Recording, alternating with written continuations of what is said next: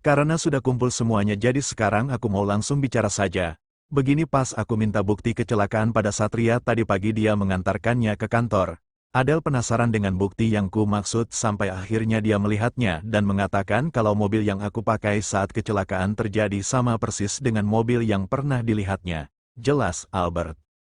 Kamu pernah nolongin orang kecelakaan bukan? Tanya Indah pada Adele.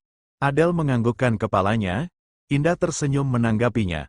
Mungkin Albert dan Adele saat ini masih bertanya-tanya apa yang terjadi sebenarnya. Mungkin mereka juga lupa kenapa mereka Indah jodohkan sampai akhirnya keduanya saling jatuh cinta. Emang Adele yang nolongin kamu, Al? Waktu itu Momi masih belum sadar pas Momi buka mata Momi langsung cari Dedi sama kamu. Karena ruangan kamu dan Dedi berbeda akhirnya Momi temuin Dedi dulu sebelum Dedi dinyatakan meninggal oleh dokter. Burhan bilang sama Momi kalau kita ditolongin sama gadis dan kamu gak mau lepasin tangannya. Nah saat itu pikiran Momi sedang kacau jadi gak sempet cari siapa orang yang nolongin kita. Setelah semuanya beres Dedi udah dimakamkan. Kamu udah pulang ke rumah sampai akhirnya kamu batal menikah. Momi baru cari tahu siapa penolong kita waktu itu. Momi cek CCTV rumah sakit sampai akhirnya Momi memutuskan untuk menjodohkan kamu dengan gadis penolkan kita. Kamu tahu kenapa kamu dijodohkan dengan istrimu? Jelas Indah dengan memberi pertanyaan ke lada Albert. Tidak. Momi sampai saat ini tidak pernah memberitahu Al, ucap Albert. Iya, maaf Momi langsung pergi ke luar negeri jadi tidak sempat membicarakannya denganmu, ucap Indah meminta maaf kepada Albert.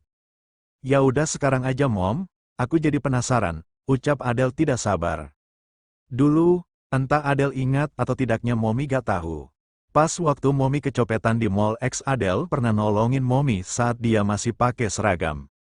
Setelah keluarga Sonia membatalkan pernikahannya dengan Al Momi mencari tahu siapa Adele dan suatu kebetulan ternyata Adele teman Cindy. Karena dulu Momi selalu sibuk dengan Dedi di kantor jadi Momi gak tahu kalau Cindy teman Adele dan siapa saja teman Cindy yang lainnya. Karena Momi sudah mendapat data Adele Momi memanfaatkan situasi di mana Adele membutuhkan uang yang besar untuk biaya operasi ayahnya.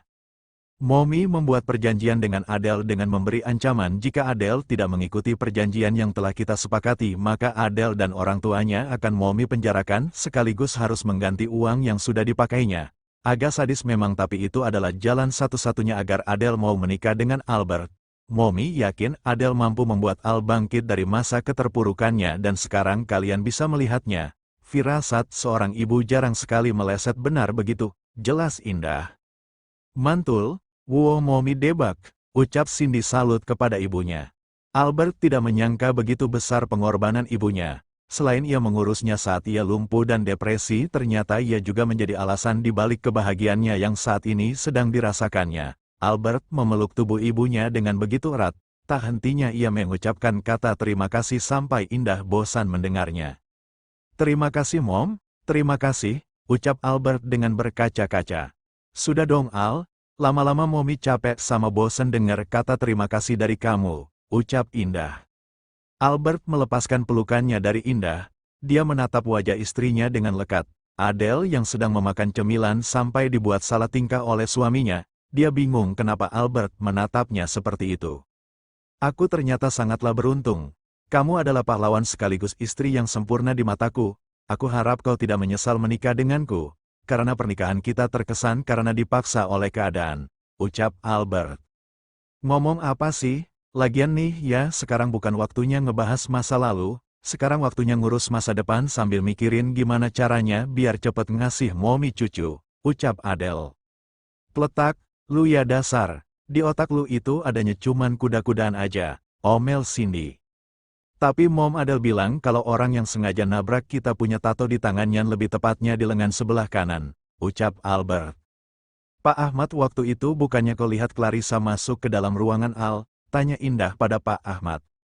Iya nyonya, tapi apa hubungannya dengan nenek sihir itu, tanya Pak Ahmad. Indah mengingat kembali kejadian masa lalu di mana Clarissa berusaha mengambil Wiguna dari tangan Indah. Clarissa memiliki adik yang begitu tergila-gila dengan Wiguna, sebagai kakak Clarissa tentu saja berusaha mewujudkan keinginan adiknya itu. Al, apakah kamu masih ingat saat Clarissa masuk ke ruangan kamu waktu itu? Dia bilang apa? Tanya Indah. Dia bilang kita tidak pantas hidup. Dia terus menyalahkanku atas kematian Dedi. Aku tidak tahu apa yang dia inginkan dan tujuannya menemuiku, tapi yang jelas karena kondisiku masih kalut dengan semua yang sudah terjadi membuatku semakin tertekan. Otakku diselimuti rasa bersalah dan juga bayang-bayang kecelakaan terus saja menghantui pikiranku yang menyebabkan aku terpuruk dan merasa sendirian. Jawab Albert. Seingatku, dia memiliki gambar di tangannya, tapi yang Momi tidak tahu gambar yang jelasnya itu seperti apa. Mungkin saja dia pelaku di balik kecelakaan kita tempo hari. Tebak Indah. Albert mengerutkan keningnya. Dia penasaran siapa sebenarnya Clarissa dan entah mengapa dia memiliki firasat kalau di balik semua ini ada kaitannya dengan kasus Satria dan Edgar. Aku harus menghubungi seseorang, ucap Albert. Kakanda mau menghubungi siapa? Tanya Adele. Edgar, entah perasaanku saja atau gimana aku tidak tahu karena firasatku mengatakan semua ini ada hubungannya dengan Edgar maupun Satria. Jawab Albert. Siapa Edgar? Tanya Indah. Nanti aku jelaskan, ucap Albert. Albert mengambil teleponnya kemudian mencari kontak Edgar. Dia langsung menelpon Edgar, beruntung teleponnya langsung tersambung. Halo, datanglah ke mansionku sekarang, ucap Albert. Baik, Tut. Albert langsung menutup teleponnya, dia kembali mengobrol dengan yang lainnya. Edgar akan datang ke sini, nanti Momi akan tahu siapa Edgar, ucap Albert. Edgar sedang berada di klub malam. Setiap kali dia stres pasti dia melampiaskannya dengan minum-minuman beralkohol. Leo menyerahkan handphone miliknya, kemudian melihat siapa yang menelponnya. Edgar langsung menempelkan HP-nya di telinganya. Tanpa berpikir panjang, Edgar mengajak Leo pergi dari klub menuju rumah Albert. Dia berharap Albert sudah mendapatkan apa yang diinginkannya. Tak lama kemudian, mobil Edgar sudah sampai di depan mansion. Albert mendengar suara mobil Edgar, ia lantas menyuruh Cindy dan Adele masuk ke dalam kamarnya masing-masing. Dinda, kamu ke kamar duluan, nanti aku menyusul, titah Albert. Aku tunggu di sini saja nemenin kamu, bantah Adele. Sayang, jangan membantah, tegas Albert.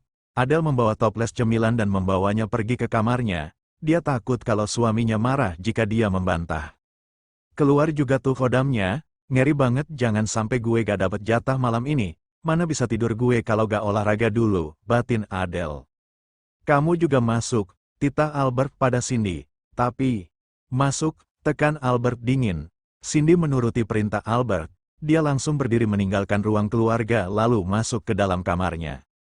Albert bangkit dari duduknya berjalan keluar menyambut kedatangan Edgar. Dia mengajak Edgar bergabung bersama ibunya di ruang keluarga. Ayo masuk, ajak Albert. Jawab Edgar dingin. Albert mencium bau alkohol yang menyengat ke dalam hidungnya. Dia menatap Edgar dengan tatapan yang tak bisa diartikan. Kenapa wajahmu seperti itu? Tanya Edgar. Kau mabuk? Tanya Albert sembari menyipitkan matanya. Sedikit, jawab Edgar singkat. Menyesal aku menelponmu jika kau mabuk seperti ini. Aku takut kau tidak akan fokus dengan pembahasan kita kali ini, ucap Albert berterus terang. Aku masih sadar dan masih bisa berkomunikasi, jadi jangan khawatir, ucap Edgar. Edgar dan Leo duduk di sofa berseberangan dengan Indah. Sedangkan Albert dia duduk bersebelahan dengan ibunya. Indah menatap Edgar dengan seksama. Dia merasa tak asing dengan wajah Edgar namun ia tak begitu mengingatnya. Kayak pernah lihat deh, bisik Indah pada Albert. Dengarkan saja, Momi pasti kaget, ucap Albert. Kenapa kau memanggilku? Apa kau sudah mendapatkannya? Tanya Edgar to the point. Tentu saja, aku sudah menyimpannya, jawab Albert. Albert mengambil sampel rambut Satria. Dia menyerahkannya kepada Edgar namun sebelum Edgar pergi dia membahas sesuatu yang ingin ia utarakan. Perkenalkan, dia ibuku, temannya Tante Nadia. Dia adalah orang yang sudah menyelamatkan Satria waktu Satria kecil, ucap Albert memperkenalkan ibunya pada Edgar. Jadi, Andalah yang selama ini merawat adikku, tanya Edgar. Dek, adikmu? Beo Indah. Indah membulatkan matanya mendengar kata adik yang keluar dari mulut Edgar. Selaka ini ia berusaha mencari saudara dari Satria namun tak juga mendapatkannya. Menurut penyelidikan yang kami lakukan selama ini bahwa Tuan Satria adalah adik dari Tuan Edgar. Ayah dari Edgar bernama Tuan Rio telah memberitahu kebenaran yang sesungguhnya sejak saat itu pula Tuan Edgar meminta saya mencari tahu siapa adik kandungnya, jelas Leo. Rio, jadi benar kau adalah anak Rio dan Nadia, Tanya Indah beruntun. Benar, belum lama ini aku mengetahui sebuah kebenaran dari Dedi, jawab Edgar. Nadia pasti bahagia kalau ia tahu kalian sudah mengetahui kebenarannya. Sebelum dia menghembuskan nafas terakhirnya, dia ingin kalian bersatu, hanya itu saja keinginannya, ucap Indah dengan berkaca-kaca. Aku meminta sampel rambut Satria tanpa sepengetahuannya. Aku harus mengumpulkan semua bukti yang aku perlukan untuk memperkuat fakta yang sesungguhnya. Kakekku bukanlah orang sembarangan dan ibu tiriku juga pastinya tidak akan tinggal diam, ucap Edgar. Kau tahu siapa yang membunuh ibumu? Tanya Indah. Pembunuhnya sedang berkeliaran di rumahku. Dia hidup dengan damai dan menikmati semua fasilitas Dediku, ucap Edgar dengan dingin. Edgar mengepalkan tangannya sampai uratnya pun terlihat. Dia tidak boleh gegabah, masalah yang saat ini dihadapinya sangatlah sensitif. Edgar butuh koneksi yang cukup banyak dan cukup kuat untuk menghadapi kakeknya. Mungkin di sini dia juga membutuhkan bantuan dari Albert. Aku tahu apa yang kau pikirkan, ucap Albert menebak apa yang ada di pikiran Edgar. Aku akan membantumu sebelum kau mengatakannya. Ada koneksi tambahan dari istriku, dia kenal dengan ketua mafia. Untuk lebih jelasnya nanti kita diskusikan lagi. Ada satu pertanyaan yang ingin aku tanyakan padamu, ucap Albert. Katakan, ucap Edgar, kau kenal dengan wanita yang bernama Clarissa? Tanya Albert. Wanita iblis yang membuat kau kehilangan ayahmu, jawab Edgar dengan santainya. Dek, Indah, Albert maupun Pak Ahmad begitu terkejut mendengarnya. Mereka membulatkan matanya, tak menyangka ternyata dalang dari balik kecelakaan yang merenggut nyawa Wiguna adalah Clarissa. Dari mana kau tahu? Tanya Albert. Leo jelaskan pada mereka, tita Edgar. Clarissa mempunyai adik perempuan bernama Clara. Dia begitu tergila-gila kepada Tuan Wiguna, segala cara dia lakukan demi mendapatkannya. Clarissa sangat menyayangi adiknya, untuk itu ia ikut serta membantu Clara mencapai keinginannya. Tetapi tanpa kalian ketahui, Tuan Wiguna berhasil menggagalkan semua rencana Clarissa dan dia menolak dengan keras cinta Clara sampai akhirnya Clara memutuskan untuk bunuh diri. Dia membalaskan dendamnya karena kematian adiknya. Padahal kebenaran yang sebenarnya adalah adiknya bunuh diri karena dia hamil anak dari pria lain yang menggaulinya saat dia mabuk berat, jelas Leo. Albert merangkul bahu Indah. Kenyataan ini cukup membuat dada Indah sesak. Edgar mengerti bagaimana perasaan Indah saat ini. Walau bagaimanapun kebenaran yang dia ketahui harus ia sampaikan meskipun rasanya sangat sakit. Aku juga menduga kematian ibuku ada kaitannya dengan wanita iblis itu, ucap Edgar. Lalu apa rencanamu saat ini? Tanya Albert. Saat ini aku harus mendapatkan tanda tangan tua bangka itu agar posisiku lebih kuat. Untuk selebihnya aku akan menyelidikinya lebih lanjut bersama Leo, ucap Edgar.